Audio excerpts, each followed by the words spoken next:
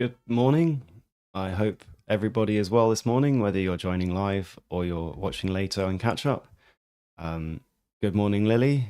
Thanks for joining again, and also thank you for all the help you've given over the last week with the implementation we're working on, the bound API for PyO3 0.21. It's very exciting to see that making so much progress, so I'm really grateful for that help you've been giving. One announcement. Oh, good morning again, David. Thanks for joining for another week. I hope you'll continue to enjoy the streams. One announcement from this week, we've started playing around with a PyO3 Discord. We haven't updated the README or made it like particularly public yet, but we've had a previous PyO3 Gitter chat space. I hadn't really been invested in that very heavily, but I think I'm preferring the Discord interface. So I think I'm probably going to push for us to make that an official communication channel for PyO3. So if you're watching and you want to join in or have your own opinions on whether Discord is a good space, there's a PyO3 discussion that's pinned at the moment. And in there, you can find a link to the trial Discord if you like. So if you've got opinions on how you think a PyO3 Discord should be set up, or you want to come join and chat, or even maybe help moderate the Discord, it's early days for it, but everyone's welcome to join in. So thanks for everyone who joined last week and sat through. I think the first half of last week's stream, I was really pleased with how it went on the explanation of what we were going to try on the deprecation message.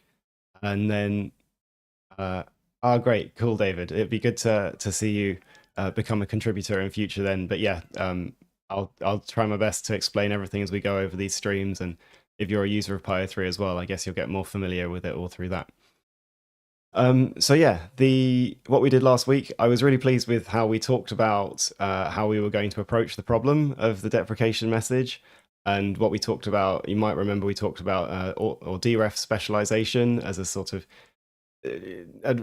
naughty trick we can play inside of macro code that doesn't interact well with generics, but because of macro code kind of being concrete rather than generic under the hood, we can get away with it. And we ended up producing at the end of what we did last week, what you can see on stream now, where we've got a deprecation message on the Py function attribute because this argument is deprecated. And the warning message currently reads like this, which is not the cleanest and it's in the wrong place, but we got there.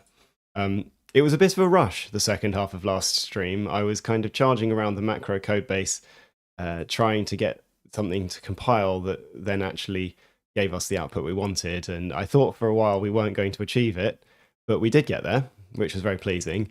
But I think there's still cleanup to go.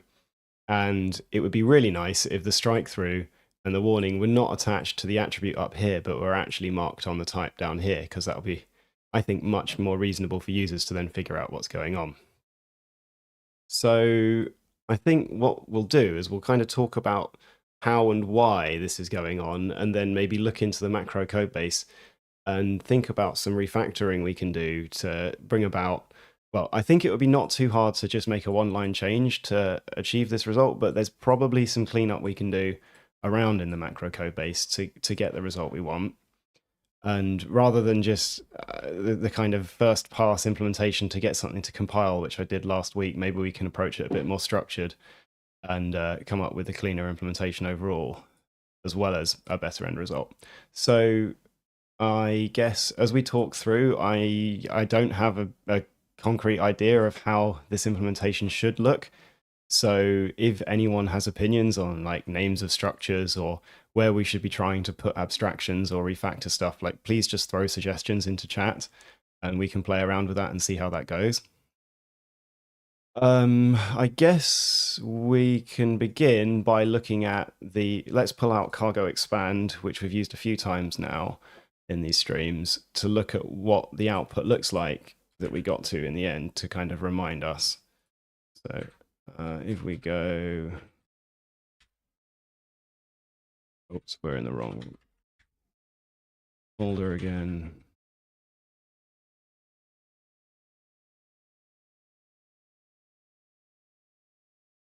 Okay, so we have some other warnings that we left over from last time. we're going to need to rebase this branch in a moment because there's been plenty of changes since last week in PyO3 main. And we might as well do that before we think too hard about about any refactoring here. But let's first open up this expanded form. And so as a reminder for those who are seeing Cargo expand for the first or second time, what it is, it was a tool that allows us to basically take this source file, expand all the macro attributes, and end up with this source file on the right, which is the thing that the Rust compiler is really then going to compile. And so this is like a step that's just the normal part of Rust compilation. You normally don't see it, but it's helpful when we're building these procedural macros to understand how that works. So here's our function that we annotated. You can see the annotation is gone. And instead, this is what we emitted underneath. And we were focusing on this code down here, where what we did is we have this is function here is the object length function. We save it up above to avoid symbol naming conflicts later in the implementation. There's a PyO3 issue somewhere about the details of why. And we call it with one argument, this extracted value, which relies on a bunch of generic code and traits to figure out what that value should be and achieve it in PyO3's machinery. We talked a lot about that last week. But what we added is in the end, we can jump back to the playground and see the same kind of design over on the browser. We came up with this idea that once we figured out the generic type, we can call this inspect type function, which creates this extractor struct, which contains no data, but it's carrying that type hint. And then that's what we called extractor 0 here. So then the function, we then just return that same value out so that the function can use it. And then later on in the code, we call this extract GIL Ref method, which is using the auto-ref specialization or deref specialization to only emit that deprecation warning when we've actually got the only emit that deprecation warning when we've got a GIL Ref type that we want to deprecate. So this one here. And that worked quite nicely. But what we got wrong, we got caught up in the what's called span that's associated with this code, which is why it's marking on the Py function. I guess to talk about macro spans, well, how's a good way to think about these? Maybe we should play around with a simpler macro very quickly. Yeah, that might be a better idea. Let's just hide this again for now. And so we could talk about macro spans and hygiene, maybe by just writing a quick macro rules macro. So if we go, I'm trying to think, macro rules do, or let's like write a very simple macro like this. Let x equals 1. And then this code is very, very understandable. We've declared a variable x, we've saved it to the value 1, and then we're going to print it out as debugging. We're just using x. I'm not too worried about what this code's actually doing, but I'm trying to get across the point of the macro hygiene here. And so in this code, there is no macro involved, but we could package this x up inside a macro like this, right? And then down here, we have some macro. That macro is just expanding to the value x, and it takes no pattern. And I think this is all we're going to need to try and convey this idea of macro hygiene. So I think if we can get the result we want if we put this beneath here. Yeah. And the difference here is that this macro is defined at this point in the code. And so its hygiene or span is kind of a the span being the point in the code, is associated with whatever's defined at this point, and X doesn't exist. And so it's like if you wrote, you could write this as a closure, right? In the same way,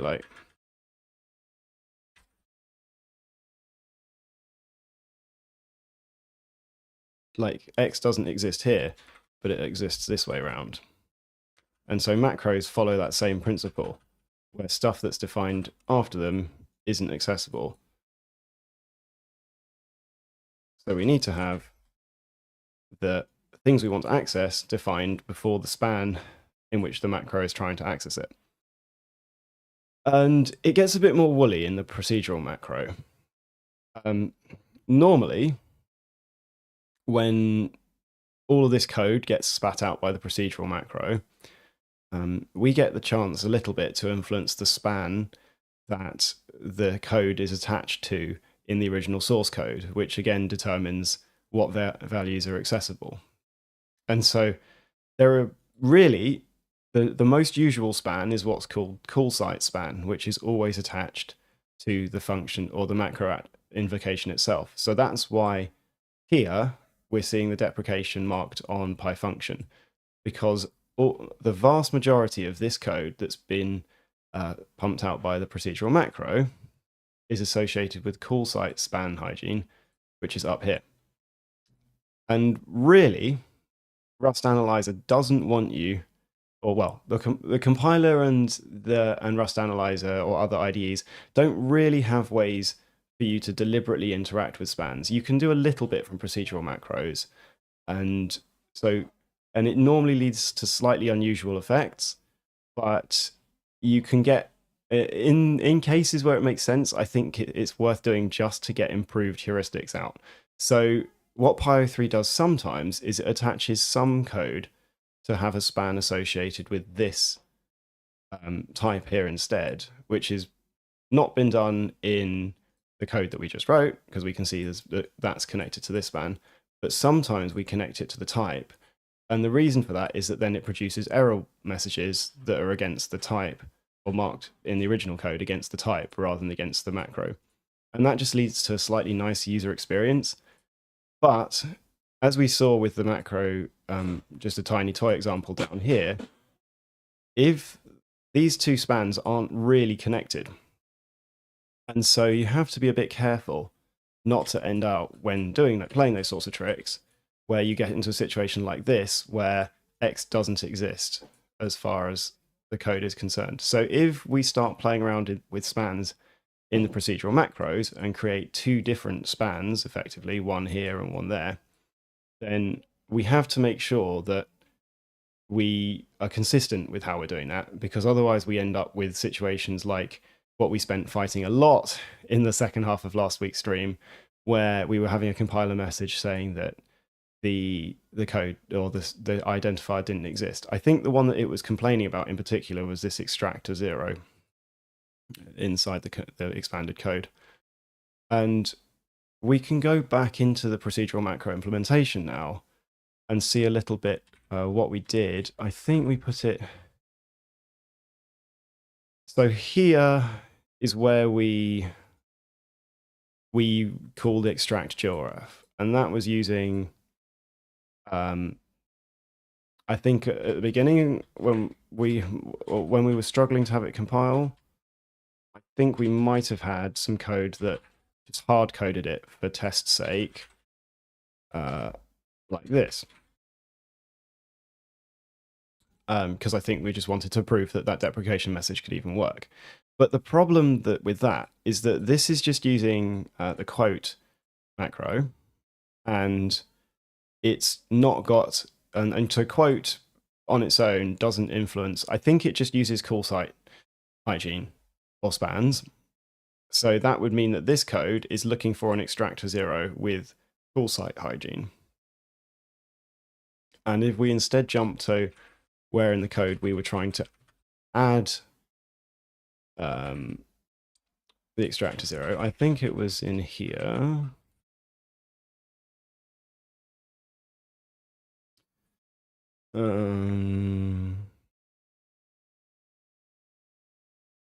I I know what function we're looking for. We're looking for this one.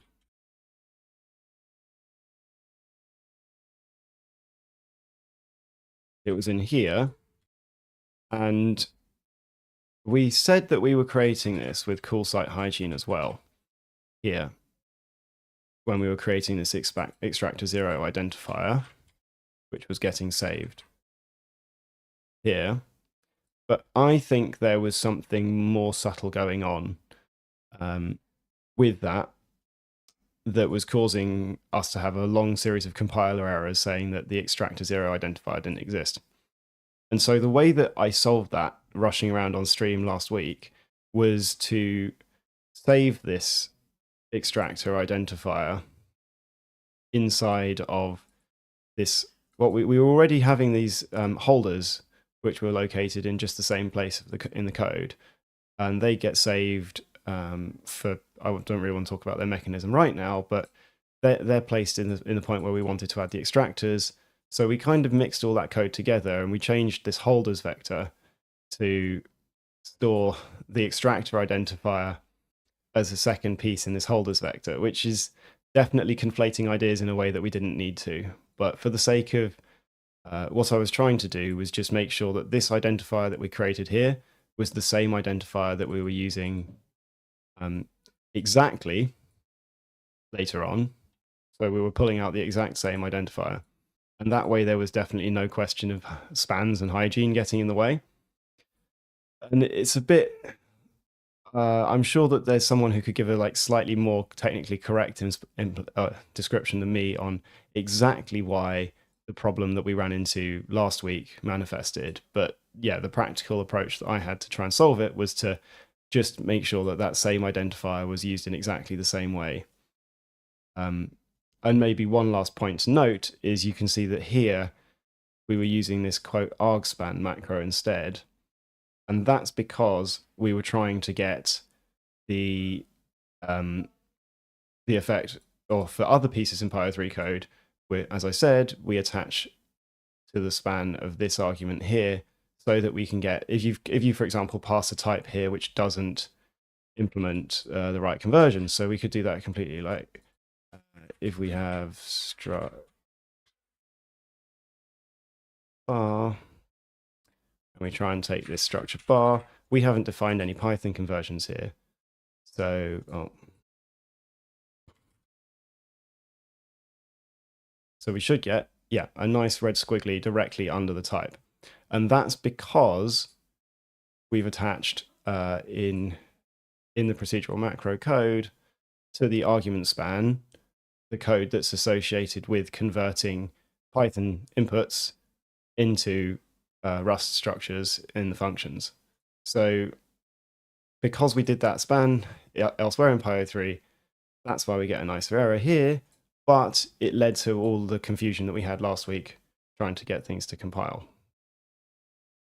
So really one goal for this week is to take a look at what we did here with this holders vector and come up with a better idea for how we describe this in the procedural macro code, because a vector of pairs of, well, token stream just means source code, and then an identifier has no real meaning, so this isn't going to be ever really maintainable for future macro maintainers, so I don't really want to leave it in this state.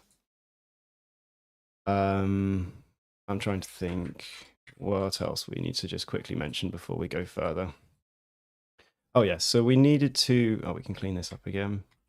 We need to rebase this code very quickly because there's been some other changes in PyO3. I think they're very minor, but without solving that, then we'll hit merge conflicts that might make refactorings moot. And then one other thing that we experienced a lot last week, which I thought more about later on. If we introduced some invalid code, like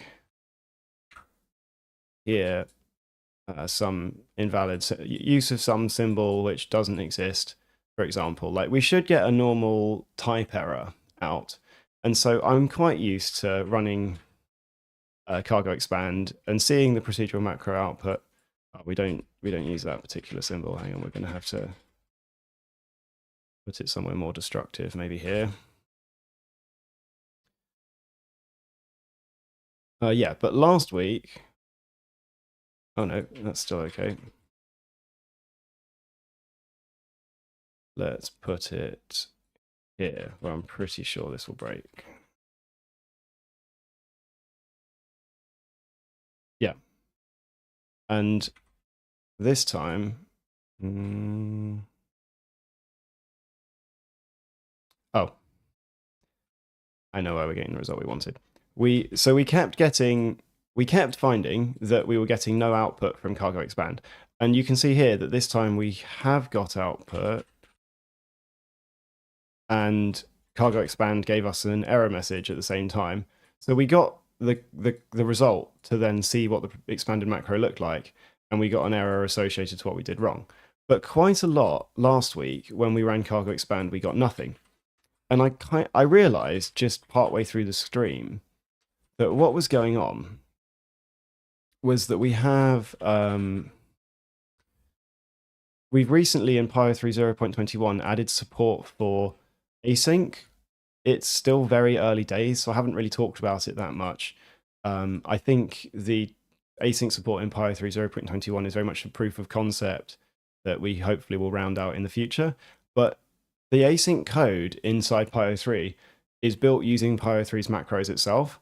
And that's the first time that we've actually had code like that inside PyO3's main crate, which depends on the macros, because it makes life a little bit harder. And so the problem we were having last week, that it just caught me out for a while because I hadn't noticed, and we might go clean that up if I can find it. Yeah, I disabled it last week in a bit of a rush because of that.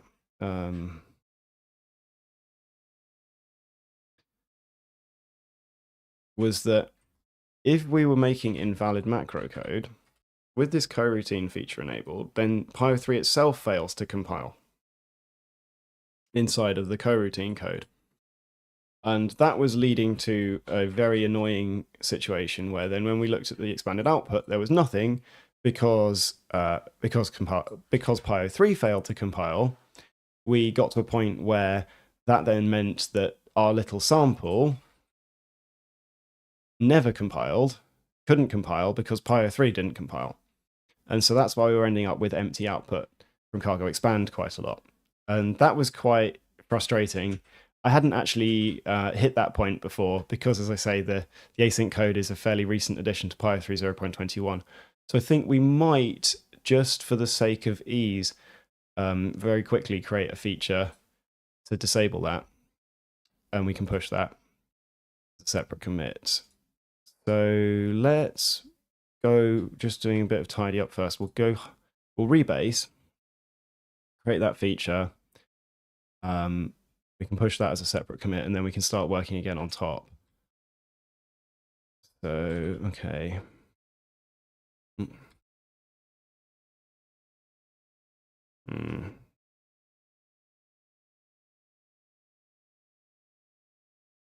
Okay, we've got second terminal up, so let's see what we've got here. Oh yeah, we just restored that, and we need to get rid of that.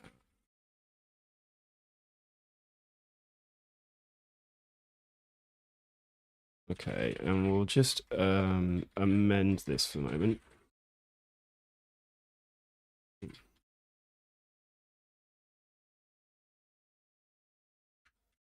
And then now we've undone what we did to remove the coroutine implementation. Let's rebase at this point.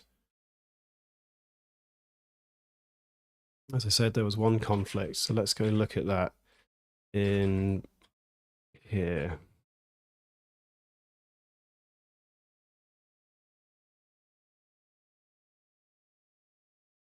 Oh, that's nice. The conflict is the stuff that we did.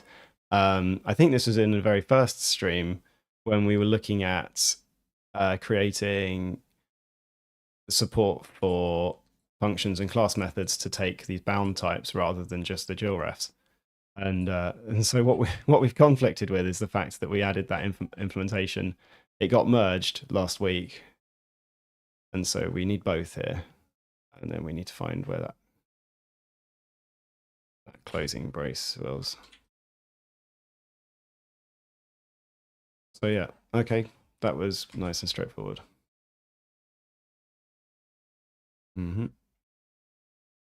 Rust analyzer is just catching up.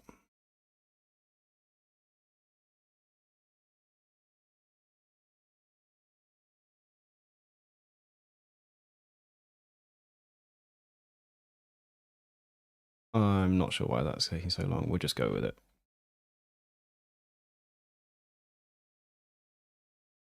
Okay, I guess we should run some tests.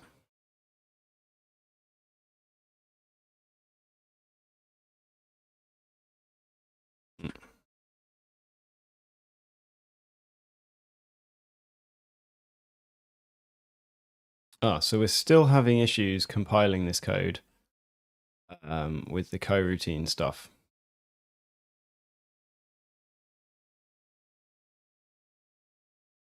Looks like. So we might need to work out more. Oh, let's hide that and make some more space. Okay.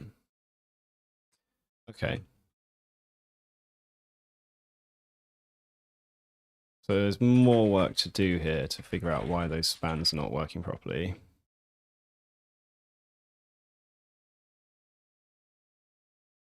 For now, let's just rebase that we've sorted out the merge conflict. And then let's make a feature now for disabling the async code properly. So if we go into PyO3's cargo.toml, I think what we'll do is we'll have, can't spell async. I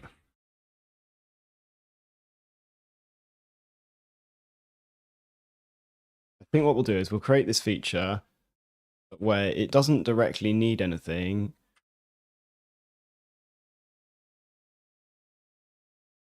but then we'll only support the async code if both are enabled. Oh no, maybe we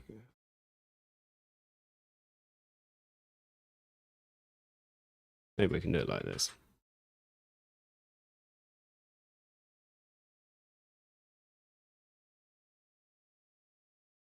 And then in all of this code. So for the moment, let's not try and figure out why the async code is not working, because I suspect that there's something subtle going on there.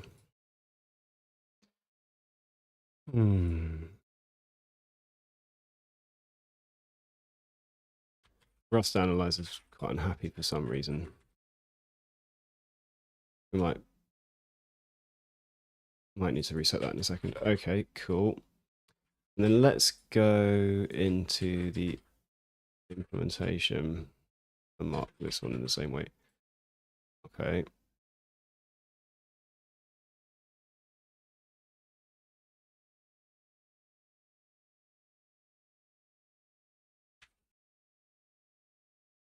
I'm just going to swap those commits around for simplicity later. Okay. And now I think if we go back to our other terminal and run cargo expand,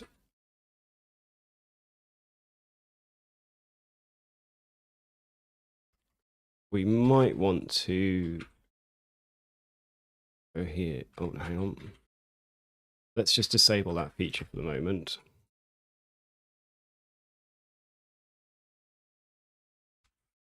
So we'll go into the cargo.toml, which is where we can configure the dependency, turn off the default features, and we'll enable just the macros feature for now. So that's going to have the effect of turning off that async feature we just created. And now if we try and run cargo expand again, we should find things work cleaner. Okay, cool. So So let's try and get Rust Analyzer working again. Okay.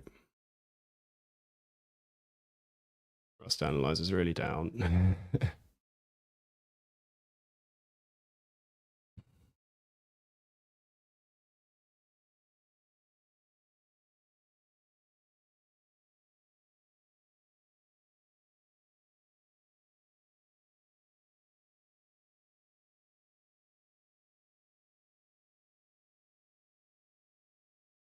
Okay, that's looking more like what we hope to see. Okay, cool. So now that we've got the administrative bits out of the way, let's go tidy up this implementation here. So first we want to change this span to actually be targeting the type of the input. So that should be easy enough to do. We spoke about how we've got the choice, and I think that we're going to find that if we just flip this round to be using the arguments type span, just like the line above, then we get the result we want. So let's go back and see. We might need to prompt Rust Analyzer to reload the workspace. And part, oh no. No, so part of the problem as well is that because of the duplication that we threw all around the place last week, there's lots of places where we're creating this extractor. So if we just search for it, there's 3 of them. And that's not particularly useful. Well, we need to change all 3. So I guess we could do that just to prove that what we're going to do works. I guess it's going to be like that. And then the same here. But it might be nice to, first off, find a way to reduce this redundancy. So maybe we can just name this vector as a first step. We're still not getting the result we want.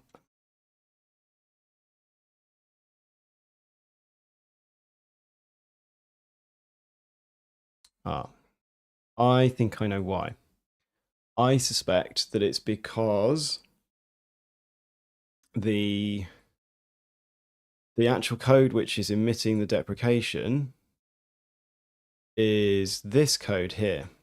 It's this call, which is just using quotes and not having any hygiene attached to it.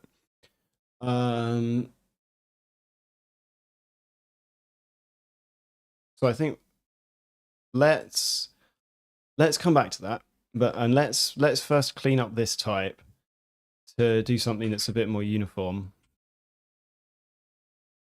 So maybe what we'll do is we'll turn this into a structure which has some proper design associated with it. So what's a good file to put it in? These macro code bases is not particularly well organized. The general goal of the procedural macro code base has been, if it passes all of the test suite and performs correctly, then the implementation itself is a touch messy just because of the history. So if you're interested in diving into procedural macros and trying to do some refactoring, I'm sure that there's ample refactoring opportunities waiting in this PyO3 procedural macros crate for somebody who wants to go really get their feet wet. But for now, I think I'm just going to add it to this file, method.rs, which is one of a few which is kind of associated. Oh, maybe params is better. This is associated with the argument extraction in general. It's probably a good place to put it. So let's create, for now, for lack of a better name, we'll call it holders and extractors.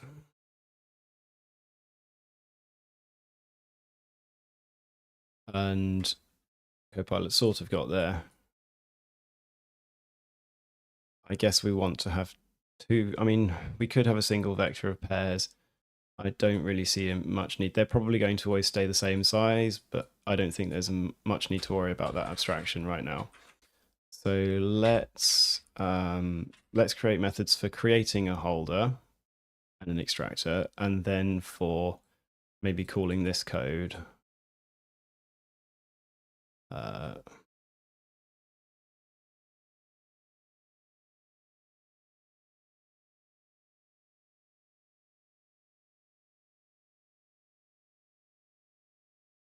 Yeah, let's make these separate things. The fact that they happened to be combined here previously was probably more an accident of anything rather than a necessary thing. So let's do that.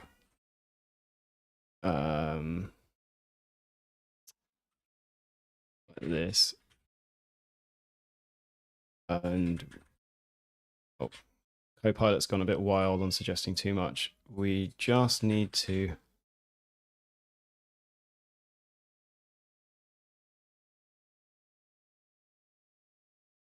I think for the moment we will just do that, and we'll just store the identifiers.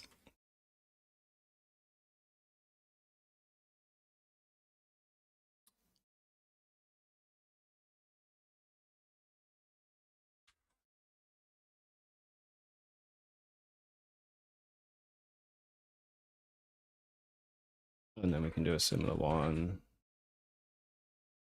which Copilot is quite happy to spit out for us. That's nice.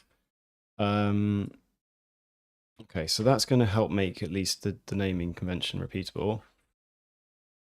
So there's a few ways that we consume these. First off, we need to, for the holders, these things, if we just jump back, maybe I'll try and explain them in a little bit of detail. All they're doing is they are providing some temporary storage for these function arguments. So some of them, like if you are taking a Python, a PyO3 Py class, I don't really want to talk about those in a load of detail right now, but they have borrow checking associated with them. And so you sometimes work with them as pyref or pyref mute rather than just normal references. And this holder will hold the pyref mute for you if you want to just get a normal reference as a kind of syntax sugar. But what we'll need, I guess we will want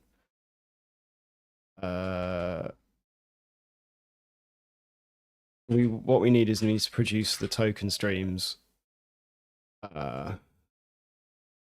associated with that.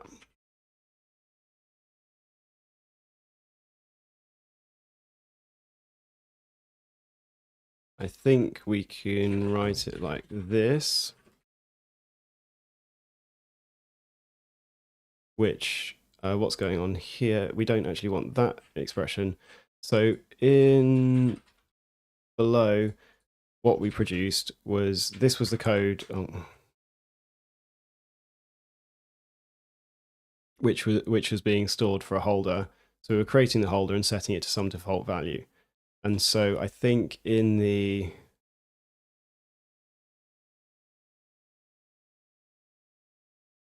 this code where holders is now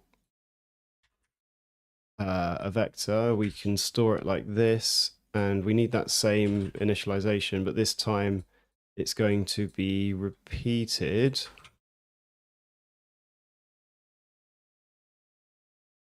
Like this. I think that will be okay. And then for the extractors, we can also repeat it, but with the extractors we didn't do anything with them, we just did this. So let's try this extraction as a way to kind of make that code repeatable. And then the last thing that we did, so with the holders we just need to store them, with the extractors we need to store them here, and we needed to run this code with them. So let's put this into this abstraction as well. Yeah. Copilot's very eager to help. Okay, so now we're going to have to refactor around the code base a bit to replace wherever we've got this type.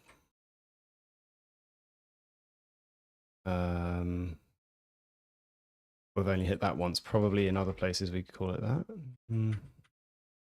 Oh no, probably in a lot of places it's mutable instead. Okay.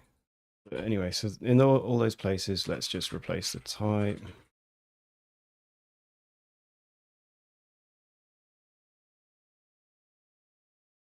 And then here, this is an immutable.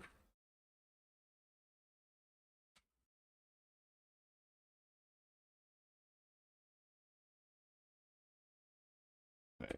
Now we should be able to import this thing. Nope.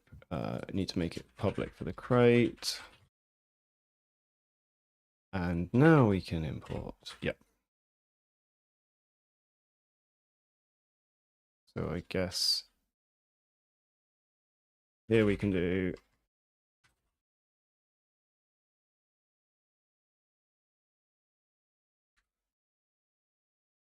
that to produce that, and that's now going to be the same result here.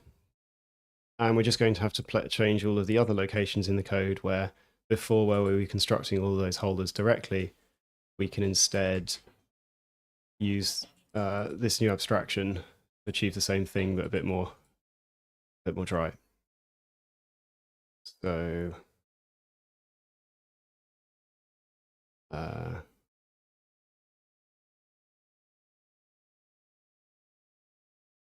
I guess this should be fine. Oh, I'm really getting a bit enthusiastic with the page up today.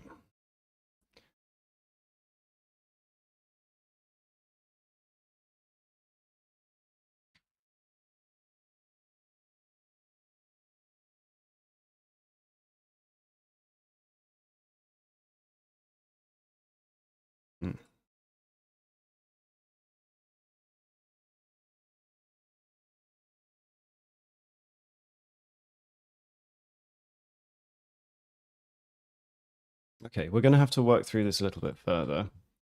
I've called it push. Fine.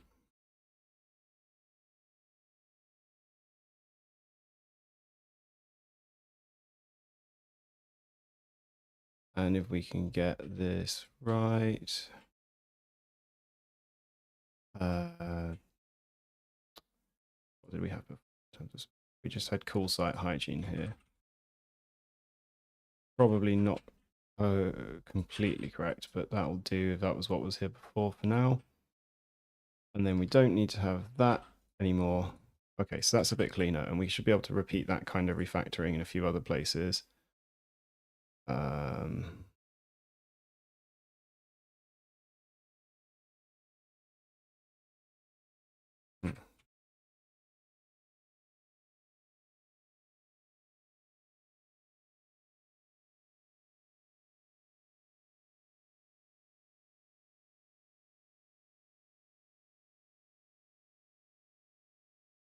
Okay, so now we need to add a new method to this type. That's fine.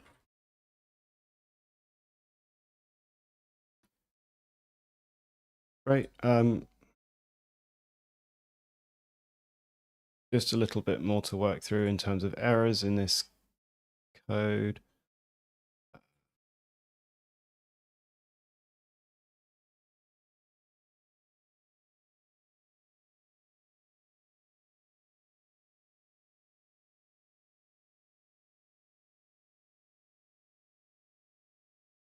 Hopefully once we get to the end of this.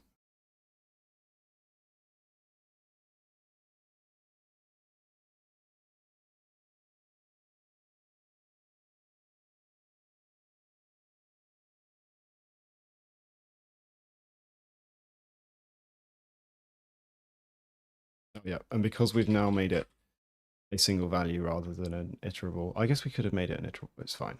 We'll do.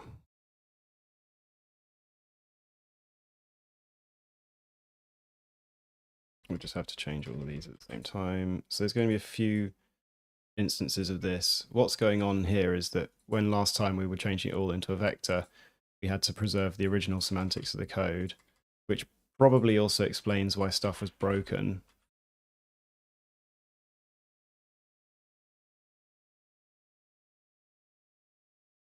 because this almost certainly didn't preserve those extractors in places that we needed them.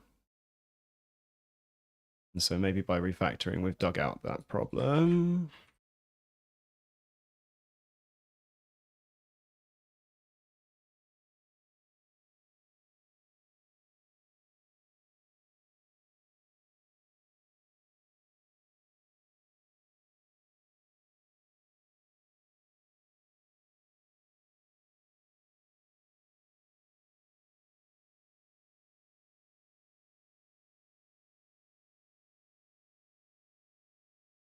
We probably don't even need this push holder function now.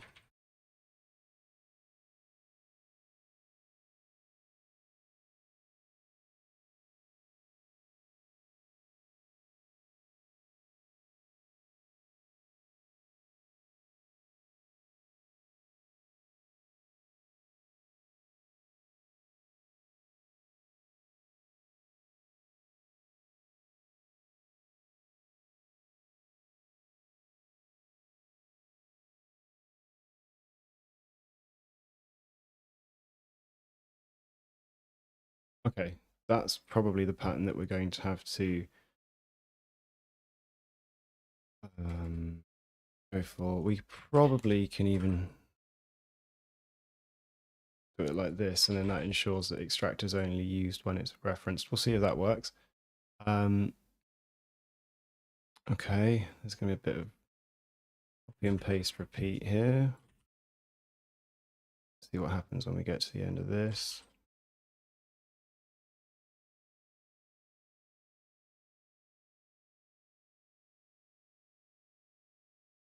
Okay, that's looking happy.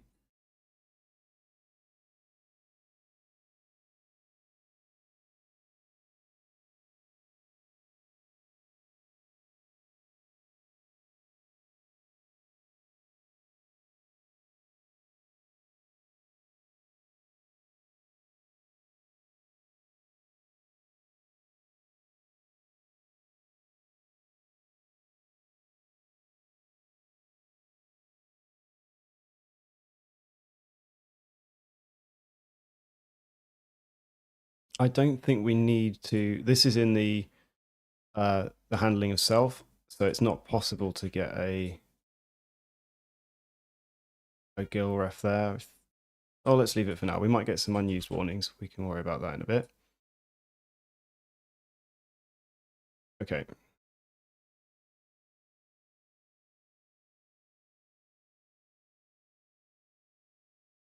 Fine. So that doesn't look helpful. We'll get to that.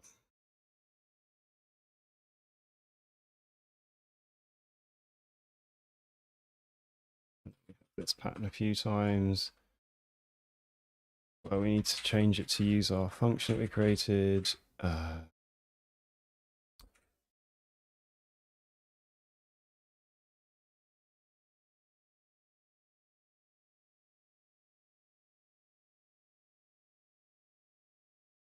Right, I think that's all the compile errors now. Oh, no, there's one in here.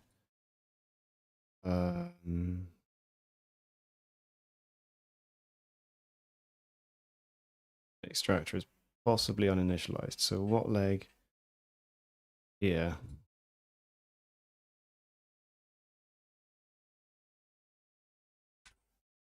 That's good. And then we don't need to push a holder on this branch. It doesn't use push extractor, my bad.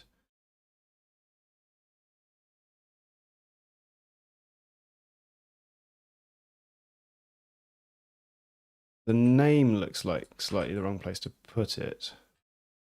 Let's see what this looks like now. Okay, well, we got a compile error somewhere in that code. So I think it looks like it all compiles now, but let's expand it and work out what we did wrong. Do we get something out? Yeah.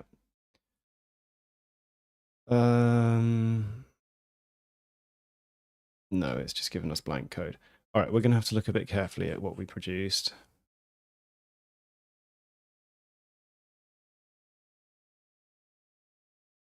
probably an on-you abstraction we wrote. Oh. So the error we're facing, let's close this up a little bit. Error we're facing is found let expected basically something to divide statements up. I think what we must have done wrong is put this semicolon on the wrong side. I think with it on this side, it will put semicolons between these, but it won't put one on the trailing one. I think we need it that way around.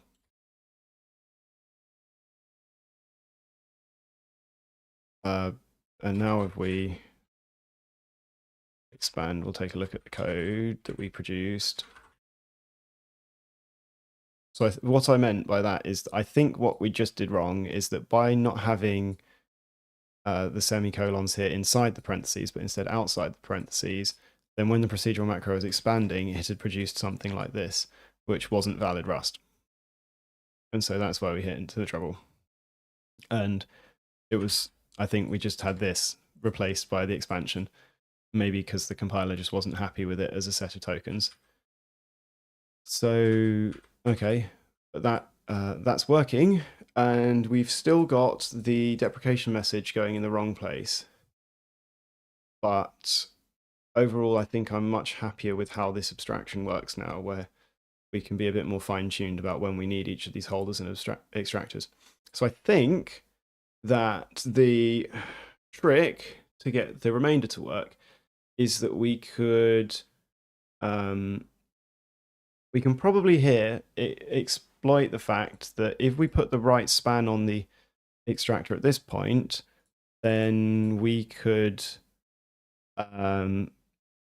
pull that span out when we're building this. So we could do, I'll show you what I mean. We could take the span from each of the extractors in turn. So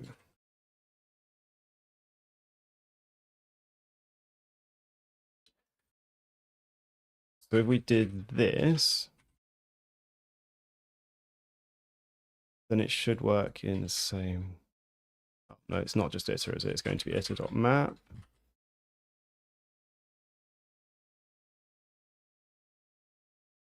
And Copilot's given us invalid syntax. We need at least that. Okay. So what we did so far is we just moved the construction of the expression inside of another iteration, and then we just repeated it to build the final thing. And then we want to move that deprecation warning to be on this span instead. And I think in all the code that was relevant, we already set the extractor's identifier to be the right span, but we want this to be the same span.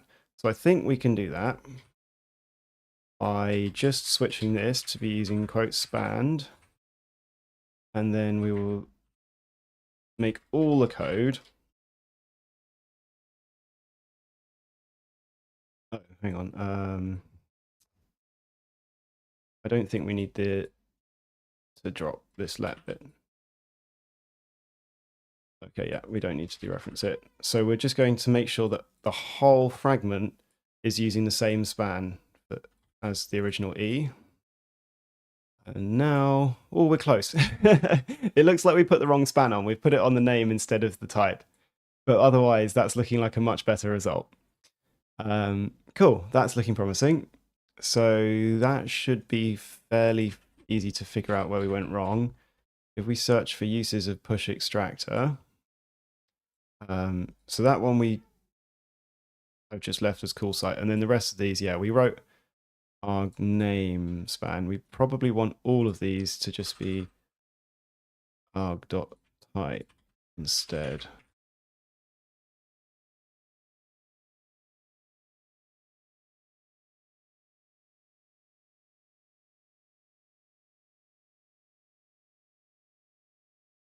And we can see now, because we put this let extractor here, that in these cases, for args and quargs, we don't currently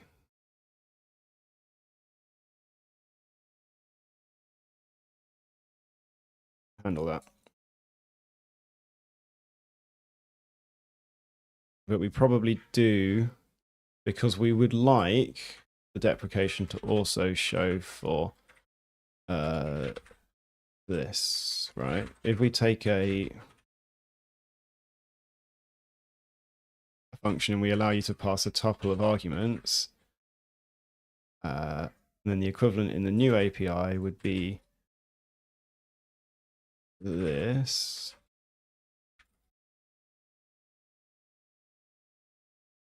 I will type correctly eventually. We need to import this type.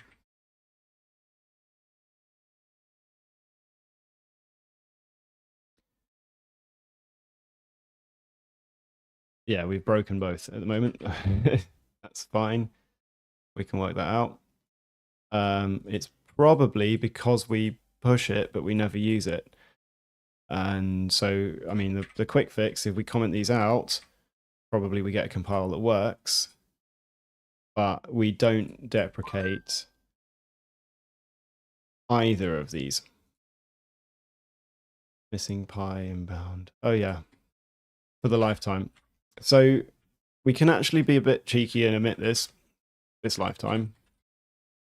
In PyO3's own code, we always write the bound in the lifetimes, or the lifetime in the bounds. We can do it explicitly like this, or we can do it implicitly with just underscore. And I think for PyO3's own code, it's very important that we include that, because it's reminding the users that the point of these bound types is that they have this attachment to the global interpreter lock lifetime.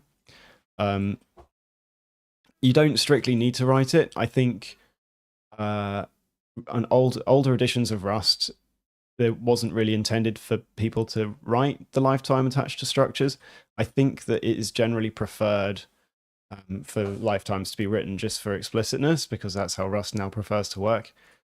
So this wasn't a compile error without it, but it's nicer to include it, I think, for now. But it does add a little bit more complexity to the reading. So when PyO3 0.121 releases, it's going to be important that we do document clearly like what this means and what this means.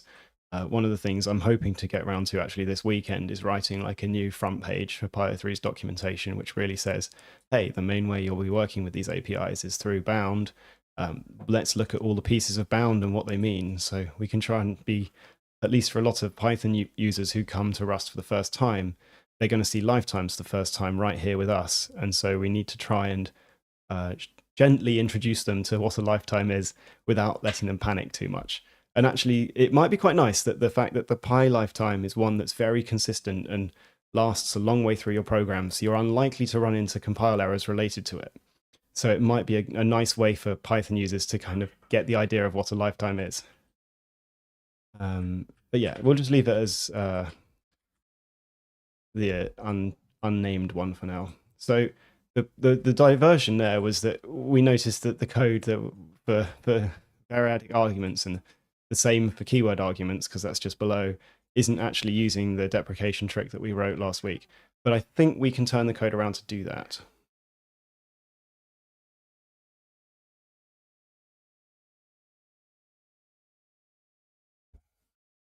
So down at the bottom, we had this transformation where we took whatever had been prepared and we wrapped it up in this repackaging way. So let's turn it around, and above here, let's go for making this a macro.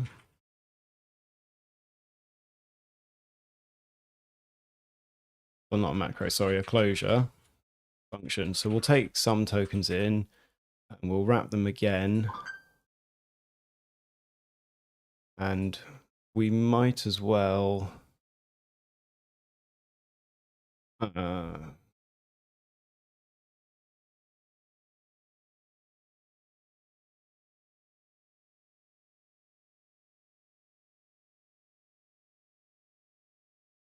we can probably do it like this. And then we could have here and wrap it like this.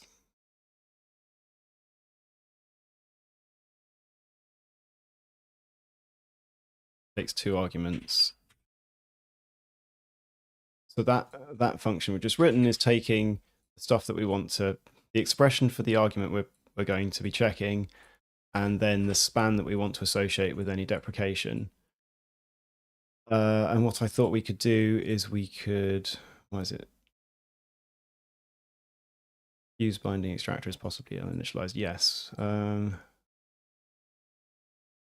think we can just move this inside, right?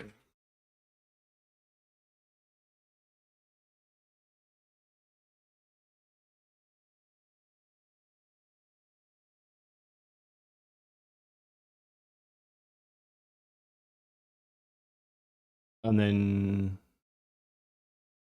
oh, okay, this needs, because it's now pushing the new extractor, we need to put mutability on there.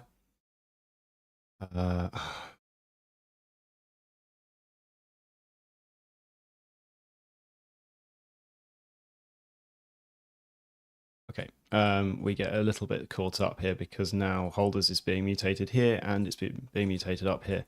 So rather than passing in the span, let's pass in the extractor. And pass it down here.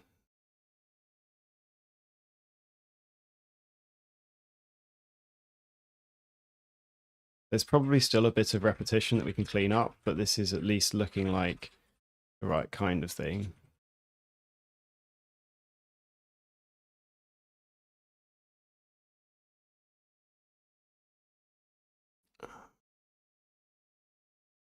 But now that we look at it like this, I think what I'm going to conclude, right, is that having structured it in this way, we're going to end up wrapping every single pathway in this function with this same call, right? Like we want to put it here where we've got the return, and then we had it for this tokens, which is every other return pathway. So I think for simplicity and less repetition, what we can do is we can put this one level up now. So where's this thing called? It's called in 2 places, but it's not too bad to just wrap those.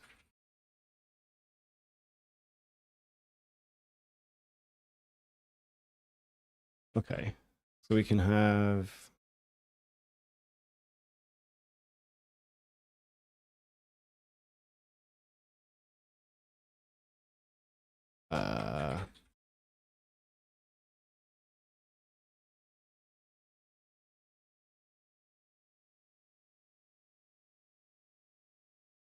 something like this where we put it in a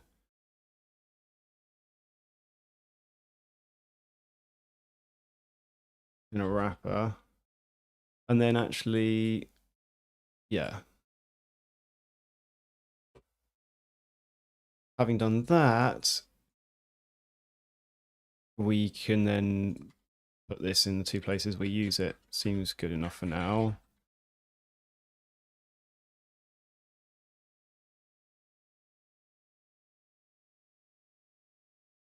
Okay. Oh, tokens is the result. So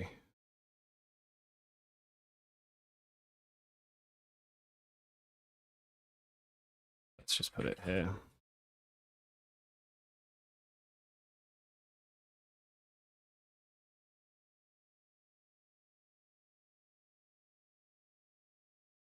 Okay. No, something's gone off with brackets. Copilot left one out again. Great. Okay, so now, and then we can just not worry about changing this function at all. And we can actually get a whole big simplification going back to what we had before we did these modifications. So I think there's one other place where we called this function. So we can change that in the same way.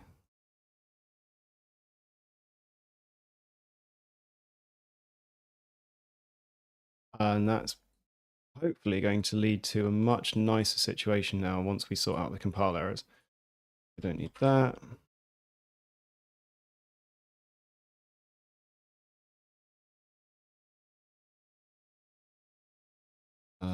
Maybe that's it.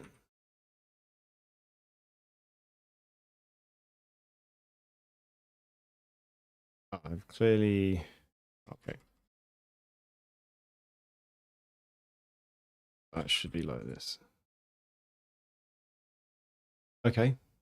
Oh, it's close enough, isn't it? So it's put the deprecation only on the reference and not on the whole type.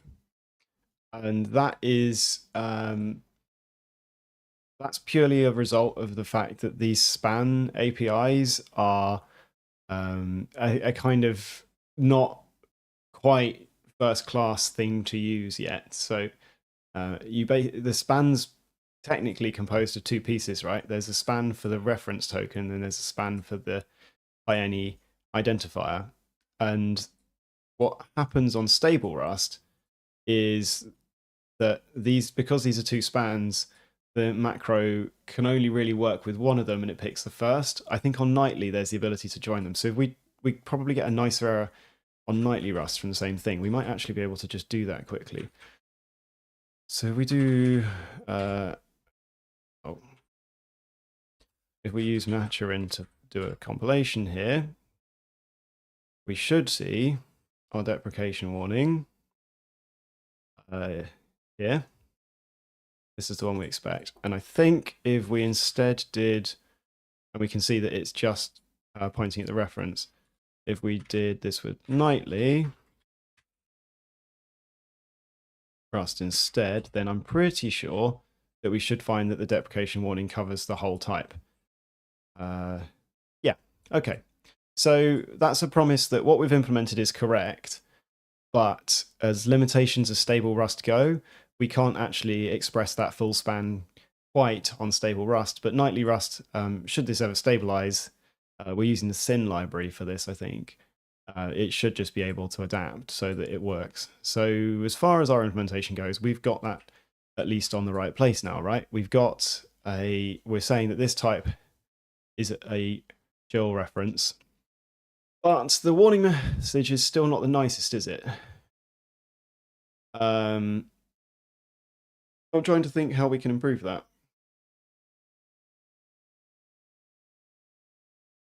So we can we can rename the structure, and we can rename the method. So maybe we can craft that into something nicer. Is there another step we could go? We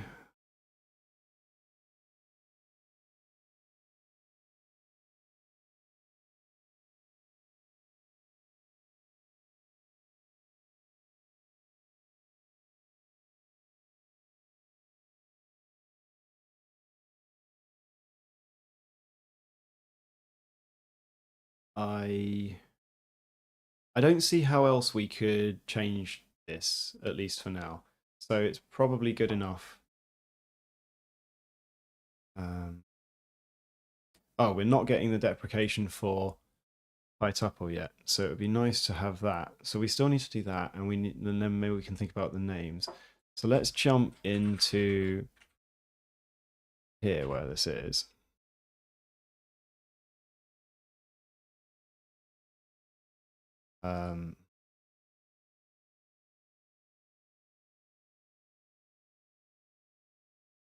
So we're seeing this name, extractor, and we're seeing the name of this method. Oh, and we can put a nice note here. That's actually a good thing we can do as well, right? So we can do, we can put a deprecation version on. So that would be 0.210. And we can go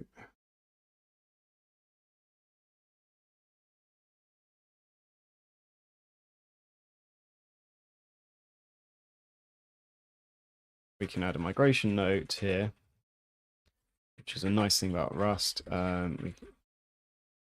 migrate use bounty. And I'm going to skip adding that lifetime just for, well, we probably should add it. Let's add it. Let's go with that. So now if we go look back, we get use of deprecated method, extract GIL Ref. This type is part of the GIL Ref API to migrate use bounty instead. Probably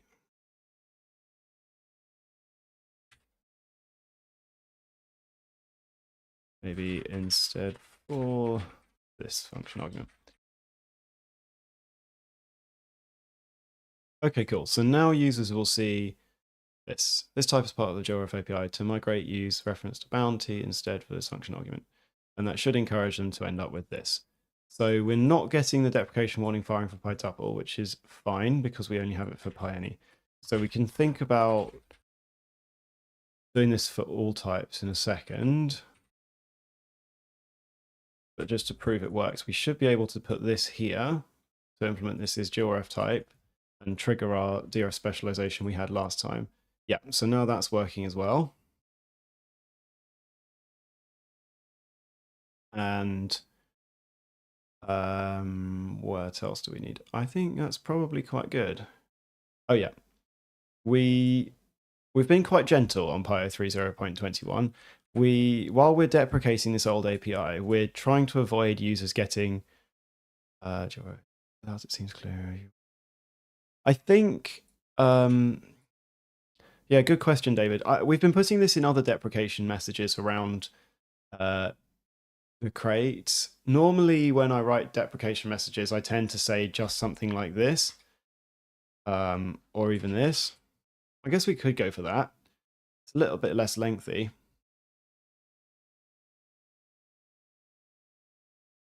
What do people think? The reason that we've been adding this is just because there's such a broad theme in PyO3 0.21 to encourage you to migrate to this new API. And we're kind of explaining that this is part of the old one. But maybe it's sufficient to use this. That's a much more helpful instruction, isn't it? So what does it say? Use bounty instead. Let's see how that looks in a terminal as well. Oh, let's silence some of the other messages quickly so that we don't get as much clutter.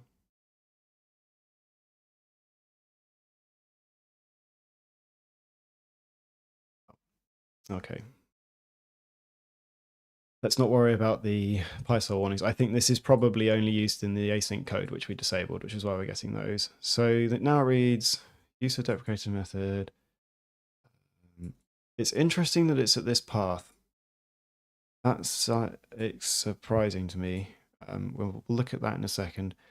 Okay, then we get use the reference instead. I think that's quite clear. Yeah, you're right. I think you're right, Lily and David. I think it does read easier because then you're not mentioning it too much. And especially, we're asking users to think quite hard about doing this deliberately anyway. So what we've been doing is we've been hiding all these deprecation warnings behind a feature gate anyway.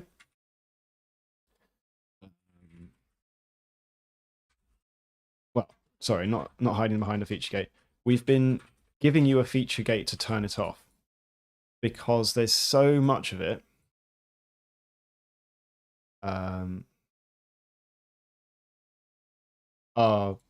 Probably I'm picking this up somewhere. Oh,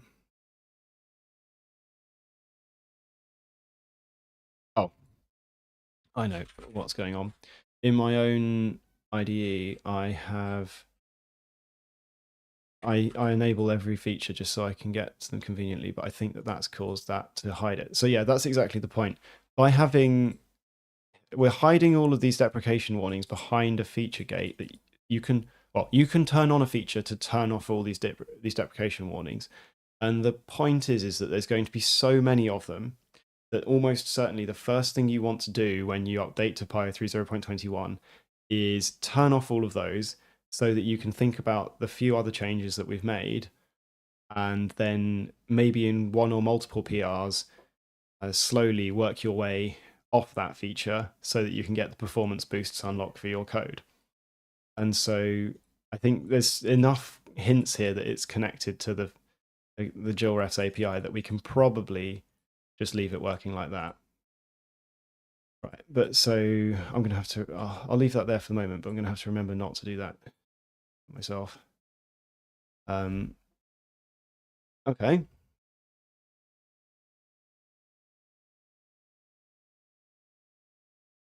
So I think we are pretty much there. The only thing we need to think about still is that we haven't covered it for all types yet. So we need to cover it for Python dictionaries. We need to cover it for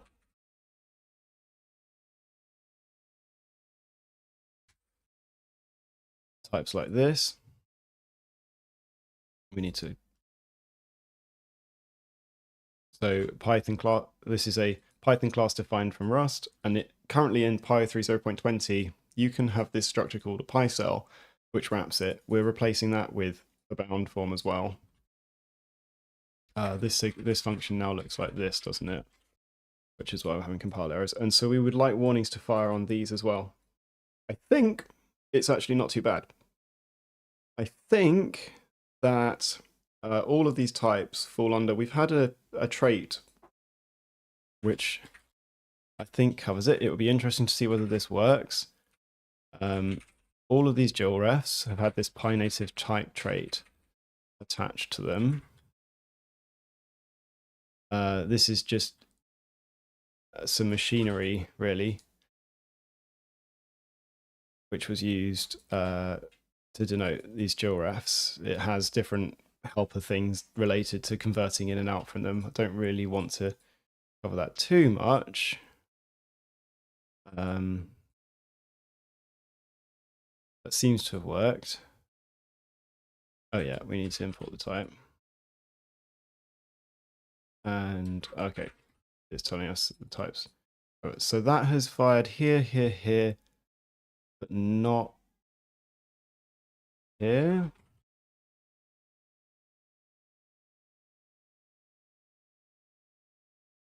Oh. It's a bit more fiddly for keyword arguments, isn't it? Because we're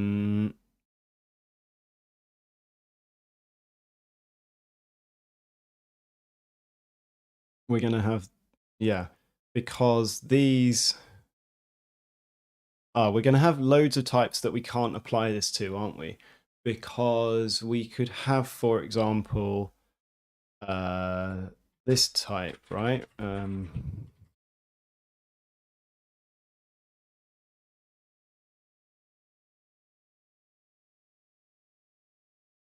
the option for the keywords is another example of that.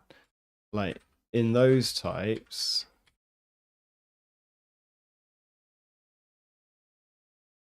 we're not having the GIL ref at the top level, and so the trick that we've currently pulled off is not working.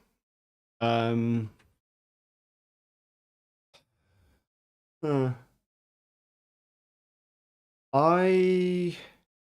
don't know if there's a good solution for that.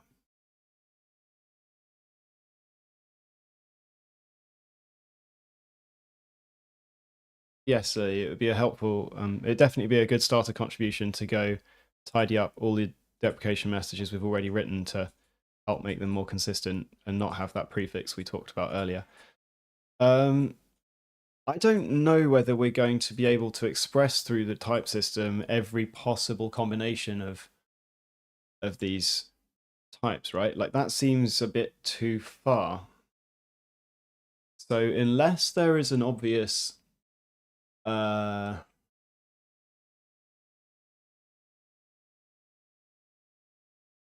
unless there's something really obvious that we can do, I'm tempted to sort of let that slide and just live with the fact that we can't, strictly speaking, deprecate those more complex structures. And it will create a bit of a speed bump for users when they take the type away, when we take the type away completely, but I don't think there's another way around it without doing something a bit more advanced with the type, which we could try and do, but it could get quite messy. We might park that until the end. Let's see what else we can think of to do for this. Or maybe we'll commit there and we'll have a dig. Because what we could do, we know the structure. Oh no, it's probably not going to work because we don't really want to try and dig into the inner structure of that thing. Maybe, I mean, one thing we could do, which is a bit dumb, is we could, for obvious cases, name it all, right? But I think that's going to quickly run to the limits of its usefulness because there's basically an infinite set of these possible combinations, right? Now we've got the deprecation we want, but it sort of looks a bit wrong because it's on the outer container anyway, isn't it? So I'm tempted to leave it like that.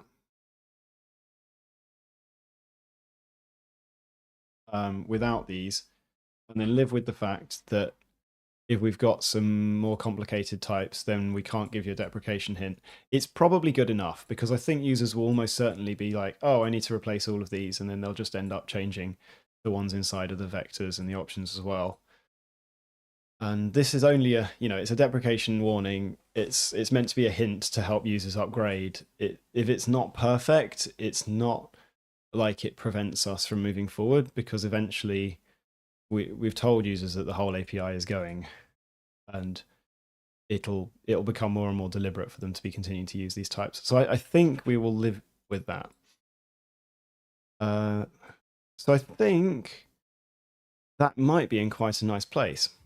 I don't think we need to make any further work here. So we could go ahead and commit this. Is there more refactoring that we could consider doing? I think what we'll do, let's go commit this, push it to GitHub and see what effect we get.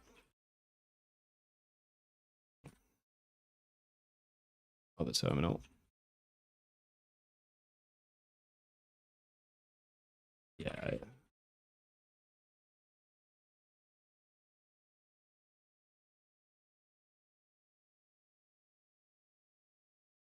And then let's bring up the browser a little bit bigger, and we'll take a look at what we just pushed and look through the diff and see if it makes sense. And I guess we might, well, we can split the first commit out in a moment. Let's leave it in draft for the moment, but it might be that this is reviewable. So, oh yeah, we need to revert that change again. So that the fires, we did that so that the GIL Ref warning fired in our IDE. What have we got? So we've just renamed all of these types. That's fine. We've done this simplification, which reduced duplication. So that's probably a good thing. Yeah, that's just renaming the type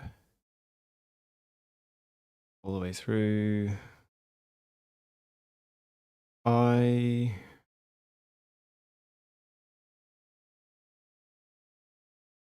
This is the new stuff we built.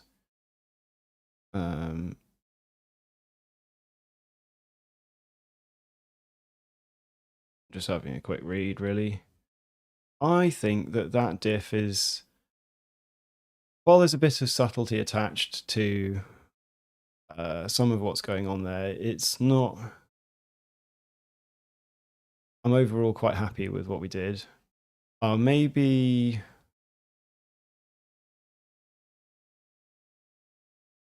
we changed this function to take the holders here, whereas maybe we didn't need to do that, and we could do something a bit tidier. But it was quite a nice place to put it, so let's maybe leave that for now.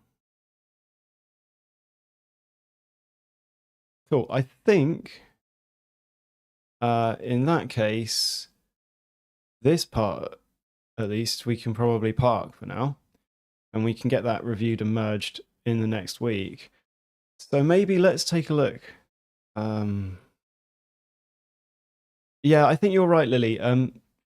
The name holders and extractors isn't exactly the nicest of names. I'm kind of happy with that as a name for now, because this is inside the internals of the procedural macro code. And so we can just kind of let that be, I think.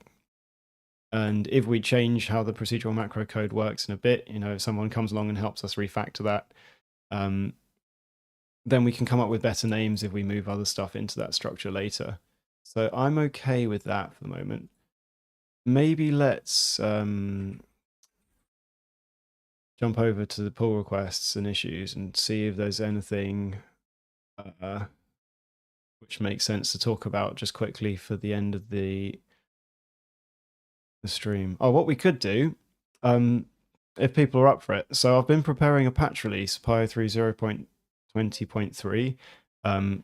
If it interests everyone on stream, we could push that live just over the next half an hour and talk a little bit about what's going in that patch release and why, when we're working so hard for PyO3 0.21, I felt like there was purpose in shipping this patch release anyway.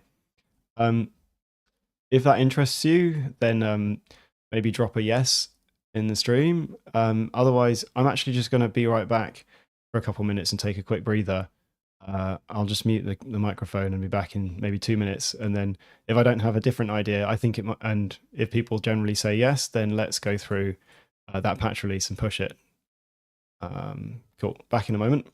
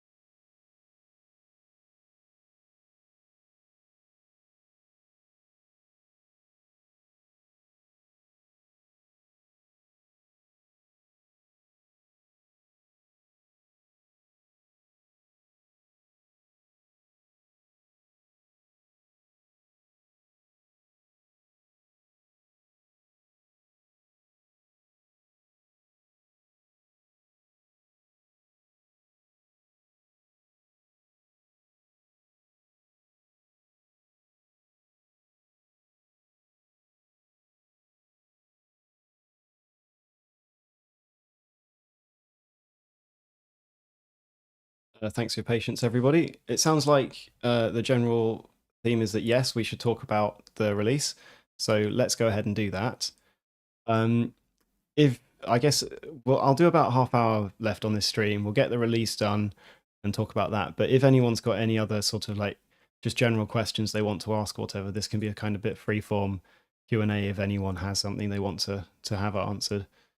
But otherwise, yeah, let's dive into that release. So let's go. It looks like the tests have finally all passed, so that's good. It took a few iterations earlier. So where are we at? let's start by looking at the documentation. Is that built? I was expecting it to have, but can't see it. All right, well, let's just look in the diff then. So where's the change log? So there's not a huge amount going out in PyO3 20.3. The main things that we had, let's see, can we bring these up in new tabs? Let me know if the text on the browser is not big enough, by the way, because I haven't necessarily scaled all these windows to the right size. But I think it looks fine from what I can see. So let's just open these three. There's only 3 pull requests going in. This 3619 is duplicated. So the first thing is something that got fixed a while ago, start of December, and probably we should have pushed out a patch release for sooner. It's got this title, very much a mouthful, but it does exactly what it says on the tin. Use portable atomic for targets which lack 64-bit atomics used to check interpreter ID. So we added in PyO3 0.20 some code related to the new sub-interpreters for Python 3.12, where we check what the ID is of the sub-interpreter when we're creating these Python modules. So we're inside the PyO3's implementation of Python modules. I can't actually find that code. Scrolling down, it's somewhere in this file, but the interpreter ID is a 64-bit number, and we don't want to support sub-interpreters on PyO3 yet. We want to get there, but we're not there yet. And so we need to check the interpreter ID and refuse to initialize in more than one sub-interpreter. So we used an atomic integer to do that because we didn't have the global interpreter lock to do synchronization if we're outside of any interpreters. And it turns out that having done that, some platforms, unsurprisingly, don't have 64-bit atomics. So I don't know quite how Portable Atomic implements it, but there's a third-party crate which we can use to get the result we need. So this is like a one-line compile error fix, but it turns out that for some platforms that are out there, this mattered. And so I think there's a few 32-bit architectures which have been waiting for this fix so that they could actually use PyO3 0.20. So I'm sorry for those of you who've been waiting for this. It should have come sooner. The reason it didn't come sooner is that there were 2 other PRs which I wanted to go through. This one, I wanted to put, and I thought I'd get this done sooner, but in the end, the amount of work we did in PyO3 0.21's bound API had kept me running late for this, if you like. What's going on is, if we've looked at PyO3's FFI before, let's just jump over a second. You might remember we talked about how PyO3 is organized internally into a PyO3 FFI subdirectory or subcrate, which contains mirrors of all of these CPython APIs. I did a stream, it was about a month ago now, I think, where we took a tour of PyO3 FFI in the company of some CPython core developers, just to show them what we were doing. The point is that this stuff is all hard-coded to match what's defined upstream in Python. And there are different gates somewhere for different Python versions. Let's see if we can find an example. Yes, so these symbols, for example, only exist in Python 3.8. And so every time a new Python version comes out, PyO3 needs to be updated to work with that new Python version. And the danger that we had was that we checked the lower bound of what we supported, but we weren't checking the upper bound of what we supported. And so I got a bit nervous about the fact that when PyO3 or CPython 3.13 particularly, with the no-GIL build and all of the different new things coming in 3.13, I think there's going to be quite a few possible changes to a lot of this FFI stuff.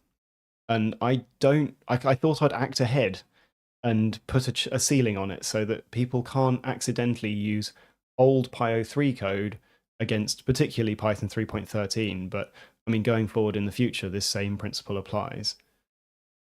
The idea is, in what we did in this PR here is that we add a check that says you're using an interpreted version which is newer than what PyO3 currently supports.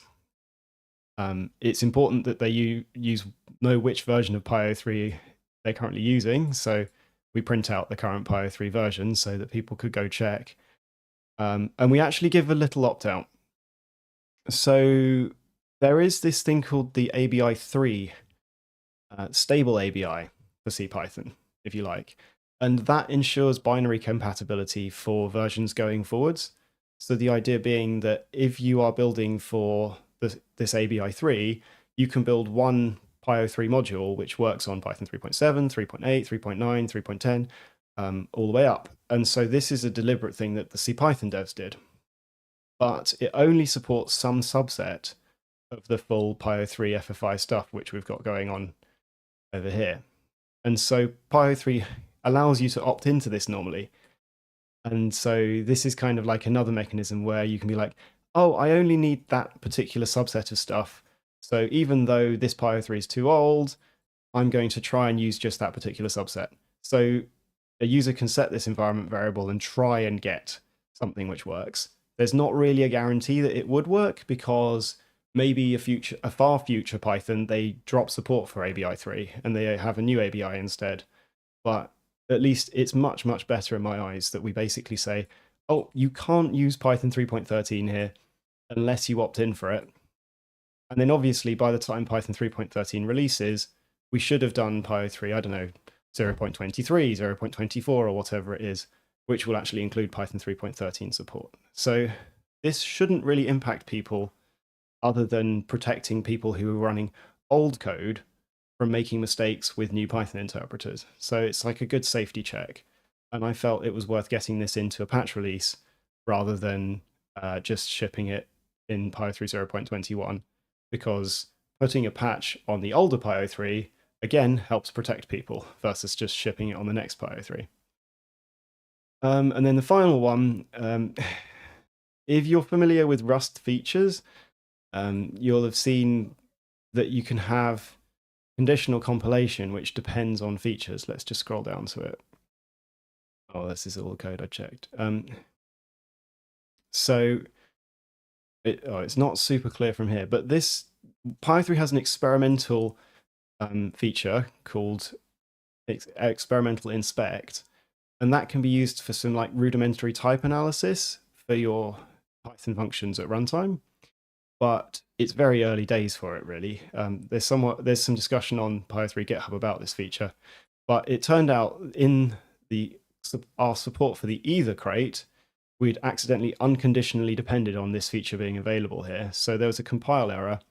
If you tried to compile the either support without the experimental inspect feature enabled too.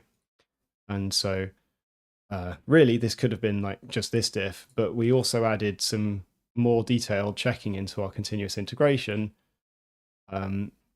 We added this job check feature power set to try and check these combinations a bit more aggressively so we don't make this mistake again. Because ultimately PyO3 has a lot of features and most of them we don't expect to interact with each other, but every so often somebody might do something like this. And I think we tried to strike a compromise where we could check conditional compilation for what mattered, but keep it practical in CI. Because there's some, I don't know, I think if you ran every if you ran the full power set of every feature with every other possible combination of other features, you end up with thousands easily. But we reduced this to just like a few groups that we turn on and off as a group. And I think we run 8 sets in CI just to check that they compile. And I think that will be practically good enough. So yeah, it's a one-line change plus some sanity checks. And those are the 3 things that we're shipping in PyO3 0.20.3. So let's go ahead and prepare that. So we have inside the PyO3 repository a reminder of some notes for myself, which I read every time we do this. So let's check out, oh no, we don't want main, we want we want to check out the release branch. And then we have a file, releasing.md, with instructions so that I remember each time we're doing this what the steps are. There is probably, for someone who's interested, some automation that could be done here to make PyO3 releases a little bit easier. I'm always a little bit scared of automating releases. I mean, I think it's probably quite straightforward to do, but I feel like if I get this wrong, I end up causing a lot of people pain by, releasing a broken version downstream. So I've kind of had this strategy for a while and it works, so I'm happy with it. So I did step one. I prepared the release commit. That's what we're seeing up on GitHub here. I have created the release PR and I haven't done draft release notes. So that's where we can start. Maybe what I'll do, if we hide the terminal, we could move. I think I can do it. I'll relay out things like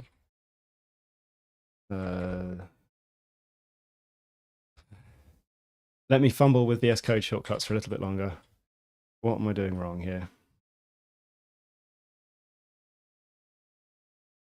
I'll split it like that. That's not what I wanted. Here we are. What I thought I'd do, I'll put the release notes over on the right and then expand this window. We should be able to see both at the same time.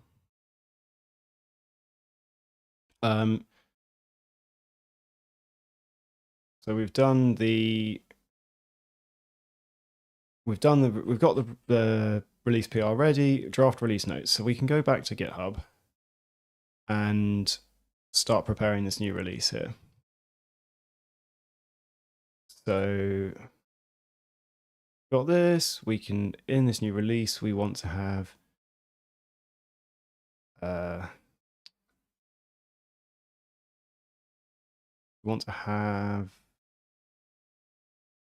title. I think that the title we just tend to do like this. I haven't actually written that, have I? No, I haven't. That's missing from the release, the guide, but maybe I always thought it was obvious. So we'll create the tag. We will create that from the release that we just prepared. And then GitHub has a fancy generate release notes button, but we haven't been using that. We've got the change log and we can put some notes here. So what we'll do, first off, I guess we just give a quick description of what's going on here. So this is I guess it's a stability, compatibility.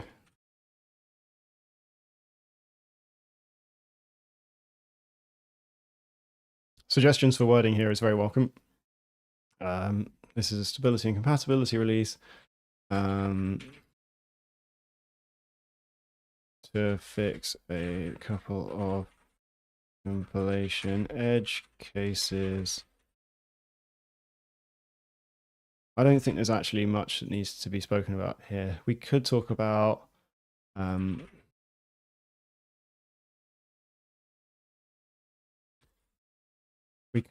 dependency that's been added, because that might surprise some people.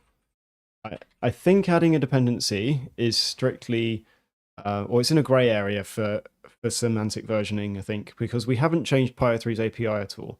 But for packages, they are going to have to think about the fact that there's a new dependency potentially. And I asked the Gen2 maintainer, who originally reported this atomics, 64 bits atomics problem, and they felt that it was probably okay to add this dependency. So, but we might as well call it out.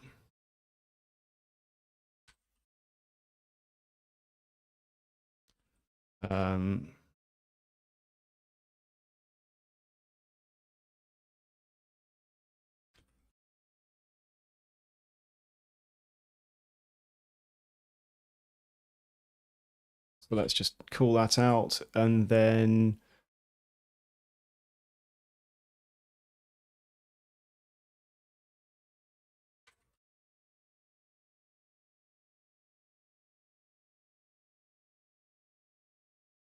Let's call out the version check as well.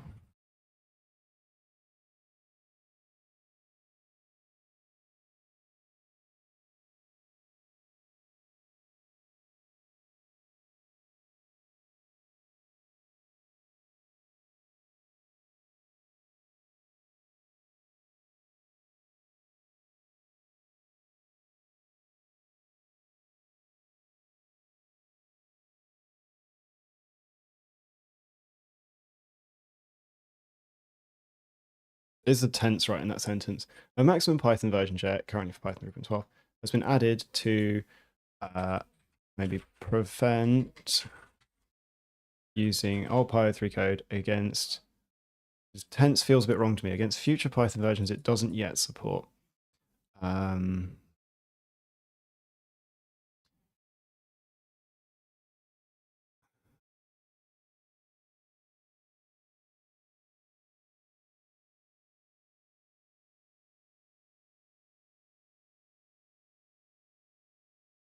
Maybe just Python versions beyond the supported range. We could add future in there. That seems fine. Right. And then I normally add just a quick thank you to patch releases rather than the full message. So I can just copy that in.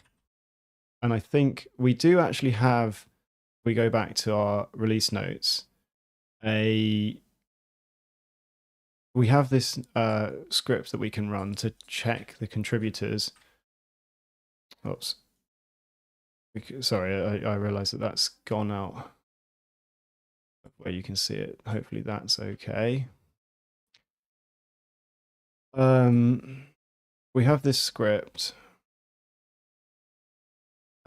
So Nox is like an automation tool that we use to run various different tasks.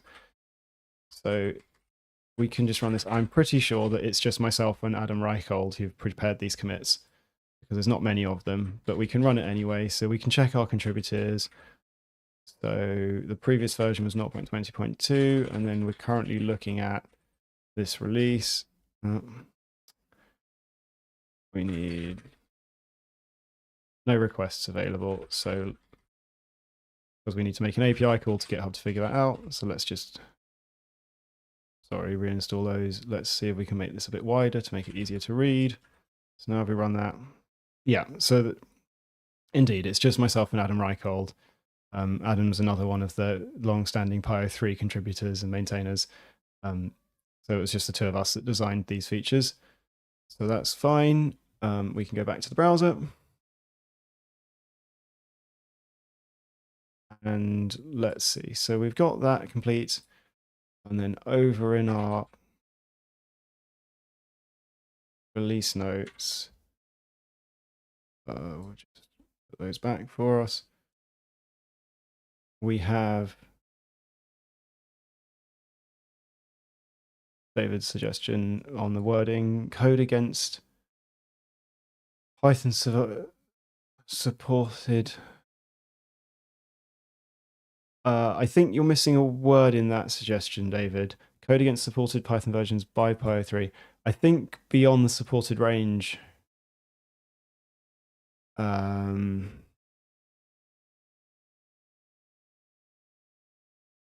Is more what we need. It's not the ones inside support, but the ones outside support. We could change the verb prevent. Oh, okay. Sorry, David. Yeah, it probably was. I think there's just a touch of stream latency, and then I probably didn't read the chat either at the moment when you sent it. Sorry about that. Okay, so there we are. We've got this ready in draft form. Normally, I suggest to myself that I write this draft ahead of time, but we can do it now. This is just a small patch release. We don't need to leave it any longer. We've been waiting long enough for this. We can put it live. Great. So we can use Nox again to achieve that. So first we do create.io normally. So let's switch back over to Visual, to our IDE again and our terminal.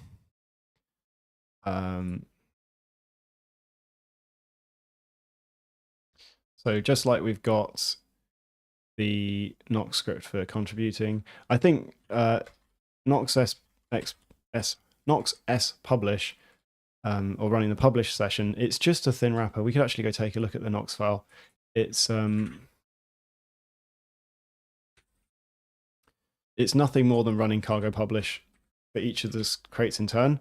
I think that there's other ways to achieve this now. I wrote this quite a long time ago, and in particular, I wrote it before cargo publish used to not wait for the crate to be available upstream. And so then if you were pushing multiple crates which depended on each other, you would get into a situation where you'd publish the first, immediately start publishing the second, and fail because it would be trying to reference dependencies not yet processed by cargo. But now cargo publish actually waits for the upload to complete and for it to be available. So running just cargo publish straight up on its own works fine. So I think there used to be some sleeps in here which don't exist anymore. Yeah, it's just literally running cargo, but that's fine. So let's go ahead and put this live. Let's just double check we're on the right branch. Release 0.23. Let's just sanity check the commit is exactly the one that we just tested. 901 54BA. I'll jump back over to the pull requests here. It's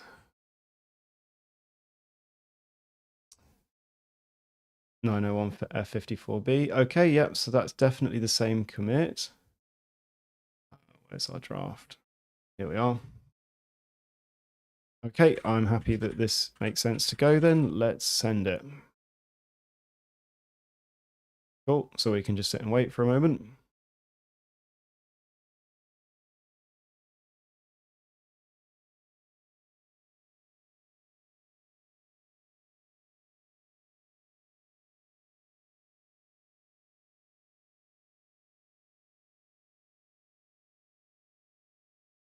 So yeah, as you might have seen there, that it just said waiting for it to be available for a moment.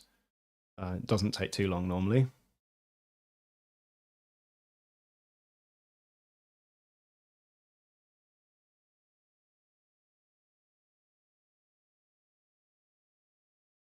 So that's succeeded. So now if we go back, we can just sanity check. If we go to David, are there good first issues for PyO3? I think that the good first issues for PyO3, David, are a little bit. I tried to pick things which were good in isolation, but they might not have generally been the smallest. I think the best way to figure it out, let's move that conversation. If you come join us on the Discord, the experimental Discord I mentioned at the beginning of the stream, I'm looking at, we can have a chat. There's a dev channel on there, and let's maybe work together to identify which of those issues need to be updated, like which ones actually aren't good first issues anymore. And maybe there might be some stuff that's sort of in the back of my mind. Which Discord? If you go onto, I'll drop the link. Why don't I drop the link now? Well, first off, hang on. We were sanity checking. So PyO3 0.23 is done. There we go. So, it doesn't show the download stats yet. That's not a huge surprise. Okay, cool. So if we go to the PyO3 discussions, we have one pinned. Oh, because we've got it too narrow. Oh no, this is the wrong one. Sorry, that's internal administrative bits. Here we go. That's what we're looking for. We've pinned this one about PyO3 chat space. Generally, people said yes, we should create a Discord. I haven't yet updated the README, but I think I will be very shortly. Let's just put this in the stream chat for the moment. So you should have received that link in the stream chat. So yeah, if you come join on there, I'm not always available, but I try to, be responsive in like my free time in the evenings or whatever. So yeah, do come chat on that dev channel. Look forward to seeing you there, David. yeah, the more people who are interested in helping, the faster PyO3 can grow and build. So I'm welcoming everyone who wants to come join the community, really. Great. So just to wrap up, so we've got our, no, it's the old release. We want to go back to this one. So the next step after the publish is publish a release on GitHub. Oops. So let's go ahead and do that. So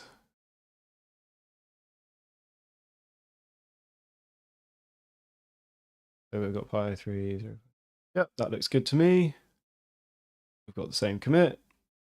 And that's live on GitHub. And now we can go back to the PR. And we can, I think I'm going to rebase and merge this one, which will put it, we've got a branch release 0.20. It's not going into main, it goes into this branch for maintenance, so that in case we need to do another patch release, we've got it. But otherwise, this isn't going to go. So that's done. So now if we go look at the 0.20 branch, we should have, yeah, we've got the 20.2 release, and then here's a 20.3 release. And then now the last step is to take this commit and merge it into main so that we don't have those things duplicated and we get the patch notes up. So let's just go there, take that commit.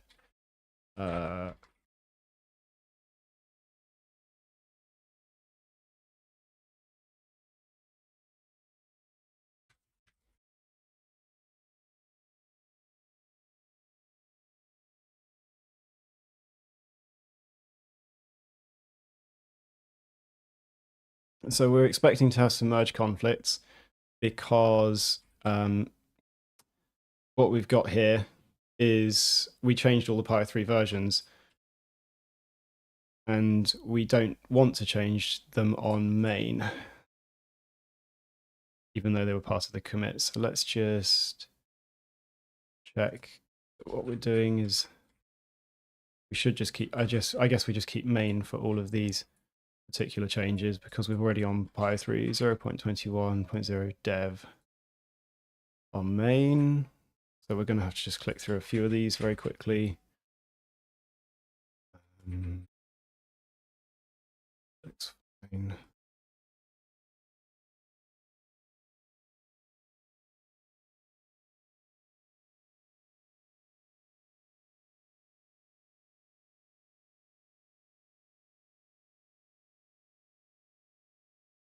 Just a couple more of these.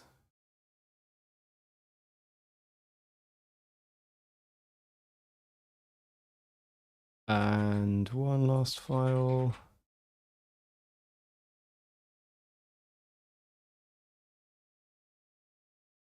Yep, and so that looks fine. Let's continue with that cherry commit. Cherry pick. Cool, we will push this, and then that's probably a good point to round off the stream. So thanks everyone for joining this morning. It's been good fun. We've built a good deprecation warning there that I'm pleased with, and hopefully we can get that merged shortly. And then we've just pushed live the release. So and yeah, thanks for joining. I think I've seen you join the Discord already, David. I've got my family with me. I'm on childcare responsibilities for the rest of the afternoon. So I probably won't be able to, I'm not sure how quickly I'll be able to reply on the Discord, but at least, after bedtime tonight, I should be able to find a moment, if not before. But we can work out, let's go through and maybe update the good first issues and figure out where we can tell people are good places to update.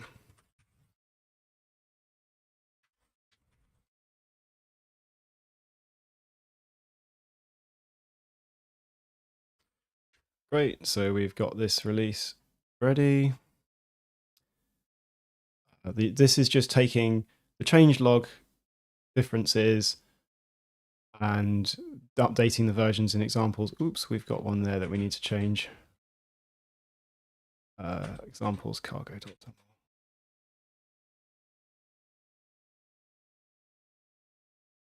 Just forgot to save it.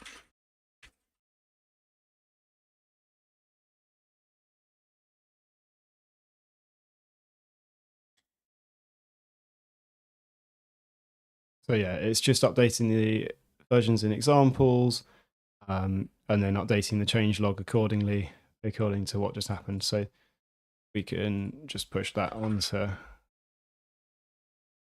main, and we can let that merge this afternoon. Great. I think that one's probably good to go without review.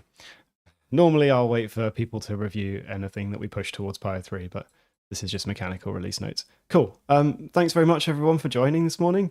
It's been good to have your company. I think next week, if I'm remembering rightly, next couple of weeks, I have a slightly disrupted schedule.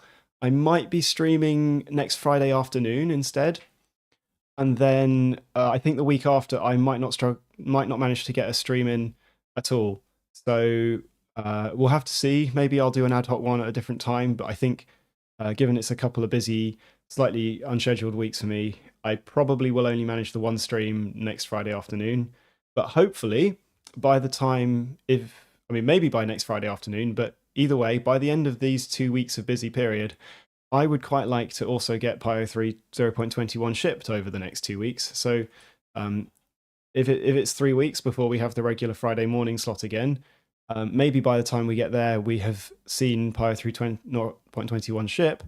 And maybe that would be a nice stream to talk through all of the stuff that happened in PyO3 0.21 in a bit of detail. So that's sort of the back of my mind plan for 3 weeks' time stream. I'm not quite sure what will be next Friday afternoon yet, if there is a stream, but I'll confirm closer to the time. Until then, take care, everybody. Thanks again for your company this morning. Yep, I'll close the stream now.